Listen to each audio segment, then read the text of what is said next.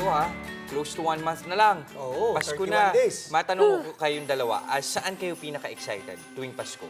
Pagkain.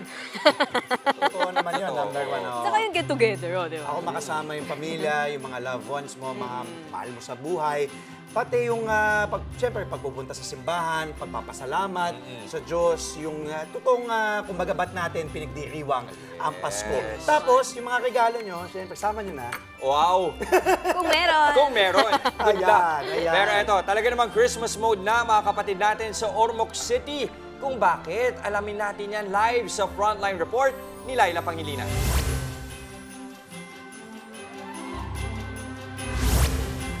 Yes! Ang saya-saya dito sa City of Beautiful People. Alam mo ba, kagabi, napuno itong Ormoc City Plaza dahil sa Nutcracker Christmas decor. Sinabayan pa yan ng mga tunay na mga ballerina na nagsasayaw at performance mula sa isang national artist. Literal na nagliwanag sa dilim nang pailawan na ang 52-foot Christmas tree sa Ormoc City.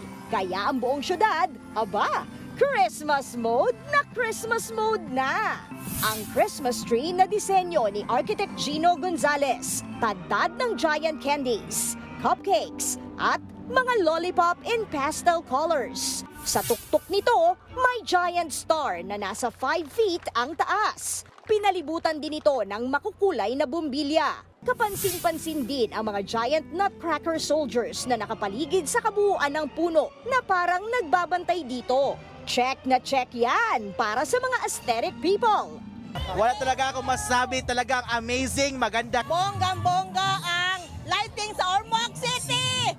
Mas naging special ang Christmas tree lighting ceremony dahil sa performance ni National Artist for Music Ryan Cayabyab. Oh, di ba?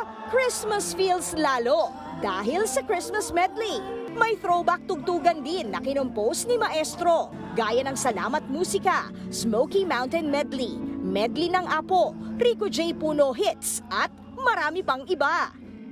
Kaya si Nanay Katrina Kugay, halos naubusan pa nga ng boses dahil sa pakikijamming. Ubos na ang boses kasi sa sigaw, then join po sa sa magandang performance nila. Pero wait, there's more! May pabonggang fireworks display din. Inaabangan na din ang Engrandeng Parade of Lights sa December 14 kung saan mga giant floats naman ang bibida. Nagbabalita mula sa Frontline, Laila Pangilinan, News 5.